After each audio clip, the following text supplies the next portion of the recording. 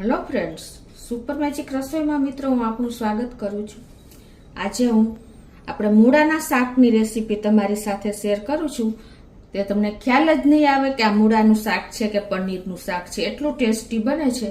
તો તમને ચોક્કસ આ વિડીયો ગમશે. ગમે તો લાઈક કરજો, શેર કરજો અને સબસ્ક્રાઈબ કરવાનું તો ભૂલતા જ નહીં. અને મિત્રો બાજુમાં રહેલું બેલ આઇકનને પણ પ્રેસ કરજો, જેથી કરીને ઓલનું બટન પ્રેસ કરશો ને એટલે તમને બધા વિડીયોના નોટિફિકેશન મળતા રહેશે. તો ઇન્ગ્રેડિયન્ટમાં મેં અત્યારે 250 ગ્રામ મૂળા લીધા છે, જેને પાંદ કાઢીને અને પીલ કરીને તૈયાર રાખ્યા છે.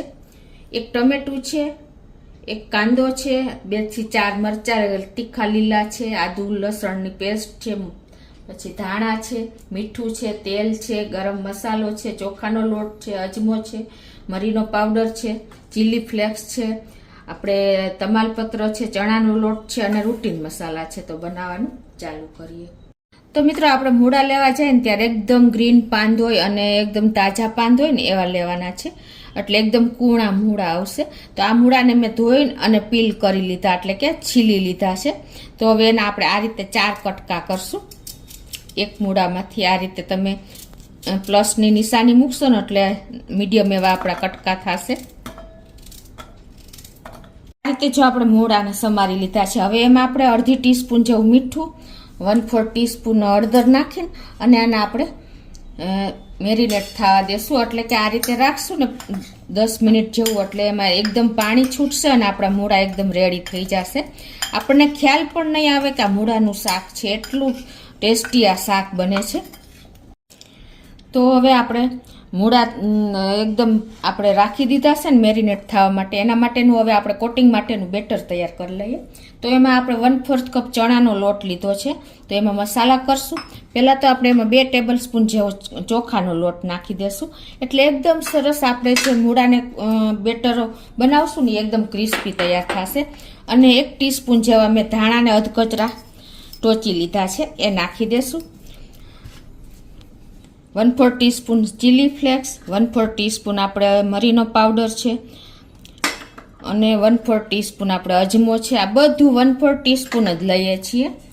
અને 1/4 ટીસ્પૂન આપણે હળદર નાખી દઈશું, એટલે કલર સરસ બેટરનો આવે છે. ધાણા જીરું 1/4 ટીસ્પૂન જેવું, લાલ મરચું આપણે ચીલી ફ્લેક્સ નાખ્યા છે એટલે નહીં નાખીએ. અને પિંચ જેટલી આપણે હિંગ પણ નાખી દઈએ. અને 1/4 ટીસ્પૂન જેવું આપણે અત્યારે જ મીઠું નાખી દઈએ છીએ. અને 1/4 ટીસ્પૂન આપણે ગરમ મસાલો નાખી અને હવે આ બેટર આપણે તૈયાર કરીએ છીએ, થોડું પાણી નાખીને.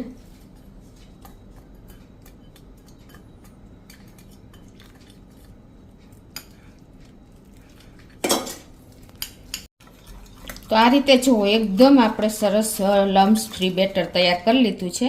અને હવે આ બાજુ આપણે મૂળાને પણ આપણે જો રેસ્ટ આપ્યો ને એને 10 મિનિટ થઈ ગઈ છે અને જો પાણી પણ છૂટી પડી ગયું છે. તો આ પાણીને કાઢીને આને આપણે 2 થી 3 પાણીએ ધોઈ નાખશું.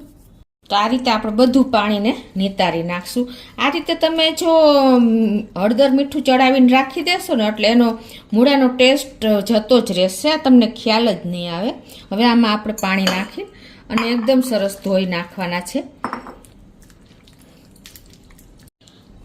તો આ રીતે આપણે એકદમ પાણી નિતારી અને પછી આપણે શું કરવાનું છે કે આને કિચન નેપકિન ઉપર આપણે આ રીતે એને કોરા જ કરી લેવાના છે. જરા પણ પાણી ન રહેવું જોઈએ, એટલે એકદમ સરસ આપણા મૂળા કોટિંગ થશે બેટરમાં. આવી રીતે તમારે એકદમ ક્લીન કરી લેવાના છે. તો આ રીતે જો આપણે એકદમ સરસ, જરાય પાણી ન રહેવું જોઈએ, ખાસ એ નોટ કરજો. હવે આપણે આમાં જે આ બેટર બનાવ્યું છે ને એને આપણે આમાં નાખી દેશું અને કોટિંગ કરી લેશું. તો જો આપણે બેટરને નાખી દીધું છે અને હવે આપણે એમાં થોડીક કસૂરી મેથી નાખી દઈશું, 1/4 ટીસ્પૂન જેવી. અને હવે આપણે આ બધા મૂળાને બેટર સાથે જ કોટિંગ કરી લેશું. તો આ બાજુ જો આપણે ગેસ ઓન કરી અને એક પેનમાં તેલ પણ ગરમ કરવા મૂકી દીધું છે. હવે આપણે આ મૂળીને આમાં તળી લેશું. તો આપણું તેલ પણ ગરમ થઈ ગયું છે. હવે આપણે જે આ બધા એક પીસ લઈ અને આ રીતે એને આપણે તરવાના છે.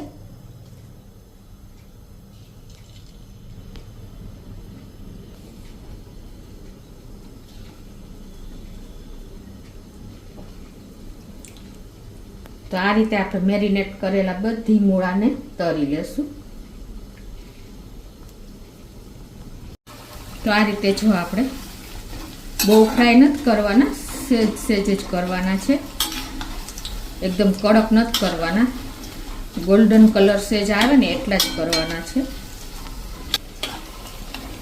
તો આ રીતે જો આપણે મૂળા તરાઈ ગયા છે, તો બધા મૂળા આ રીતે તરી અને લઈ લેશું. એ જ રીતે આપણે હવે બીજી બેચ પણ તૈયાર કરી લેશું.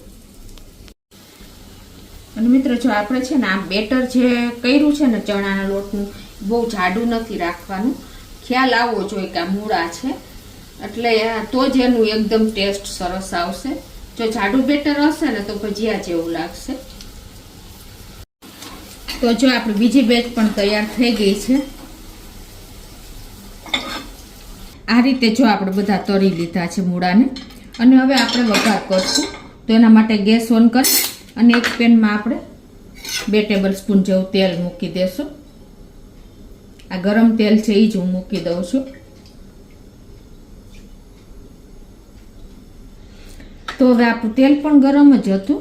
તો એમાં આપણે 1/4 ટીસ્પૂન આખું જીરું, 1/4 ટીસ્પૂન હિંગનો ટેસ્ટ આમાં સારો જ લાગે છે, 1/4 ટીસ્પૂન અજમો, 1 તમાલપત્ર, અને આપણે 1/4 ટીસ્પૂન જેવું ચીલી ફ્લેક્સ, થોડી કસૂરી મેથી 1/4 ટીસ્પૂન જેવી, અને 1/4 ટીસ્પૂન હળદર, 1/4 ટીસ્પૂન આપણે આ મરીનો પાવડર નાખી દેશું.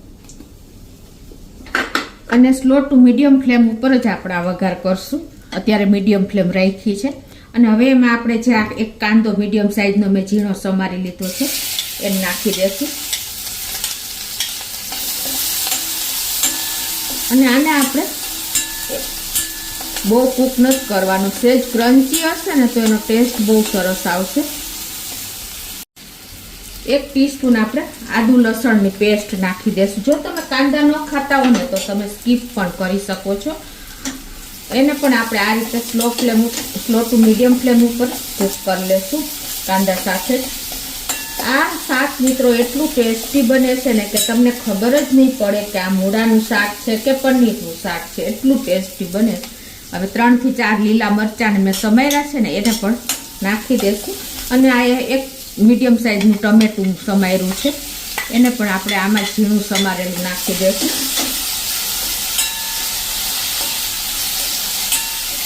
અને હવે આમાં ટેસ્ટ એકોર્ડિંગ આપણે 1/2 ટીસ્પૂન જેવું મીઠું નાખી દઈશું.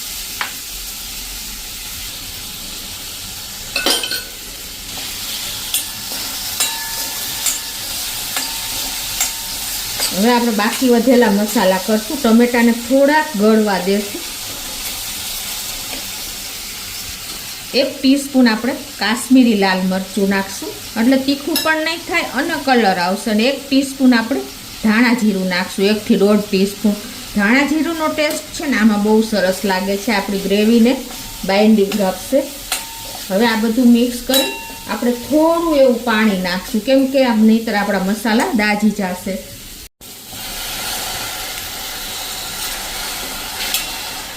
વન 1/4 કપ જેટલું આપણે પાણી નાખી દીધું છે. અને હવે આને આપણે થોડુંક કૂક થવા દેશું. હવે જો આપણા ટમેટા પણ સરસ કૂક થઈ ગયા છે. તો હવે આ સ્ટેજે આપણે છે ને આ 1/4 કપ જેટલું દહીં લીધું છે એને આપણે એકદમ સરસ ફેટી લીધું છે એ નાખી દેશું. ગેસની ફ્લેમ અત્યારે મીડિયમ જ રાખી છે.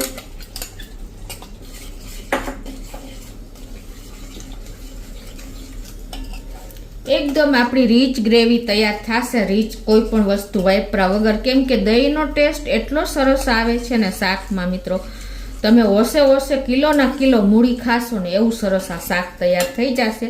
અને મૂળાનો અહેસાસ પણ નહીં થાય કે આ મૂળા છે. અને આપણે ઢાંકીને આપણે તેલ છૂટું પડે ને ત્યાં સુધી કૂક થવા દેશું. તો જો આપણે 5 થી 10 મિનિટ જેવું થયું છે અને એકદમ સરસ આપણી ગ્રેવી પણ કૂક થઈ ગઈ છે અને આપણે તેલ પણ છૂટું પડી ગયું છે, તમને ખ્યાલ આવી જતો હશે. જો મિત્રો આટલું સરસ આપણી ગ્રેવી કૂક થાય ને તો જ એનો સરસ ટેસ્ટ આવશે.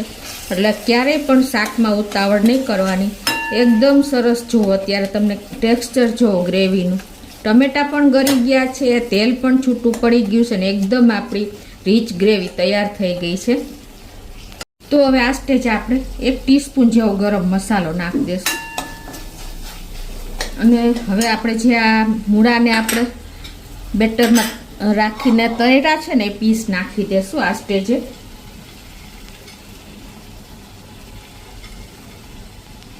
અને હવે એને આપણે મિક્સ કરી લઈશું. જો મિત્રો કેવું આપણું શાક ખ્યાલ જ નથી આવતો કે આ શાક મૂળાનું હશે, એટલું સરસ તૈયાર થાય છે.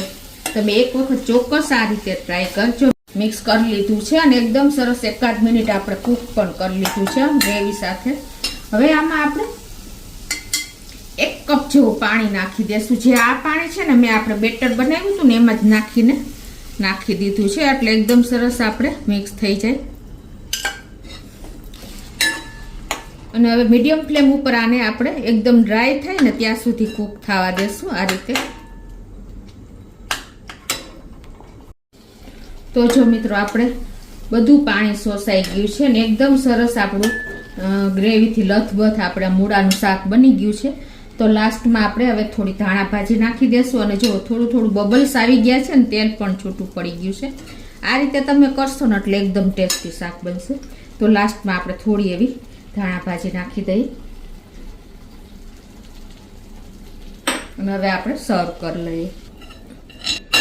તો મિત્રો આપણું શાક રેડી છે. તો આ રીતે આપણે એને સર્વ પણ કરી લઈએ. જો મિત્રો જોતા તમને ખ્યાલ નહીં આવે કે આ મૂળાનું છે, ખાવાથી પણ ખ્યાલ નહીં આવે કે આ મૂળા છે. એટલું સરસ આપણે એને પ્રોસિજર કરીને બનાવ્યું છે ને કે તમે કિલોના કિલો મૂળી ખાઈ જશો. તો આપણે જો મૂળાનું શાક રેડી છે તો ડેકોરેશન પૂરતી આપણે થોડી એવી ધાણા ભાજી પણ નાખી દેશું. તો એકદમ ટેસ્ટી ચટાકેદાર, ખાવાથી ખબર ન પડે એવું ટેસ્ટી પનીર જેવું શાક આપણું મૂળાનું રેડી છે. તો તમને ચોક્કસ આ વિડીયો ગમશે. ગમે તો લાઈક કરજો, શેર કરજો અને સબસ્ક્રાઈબ કરવાનું તો ભૂલતા જ નહીં.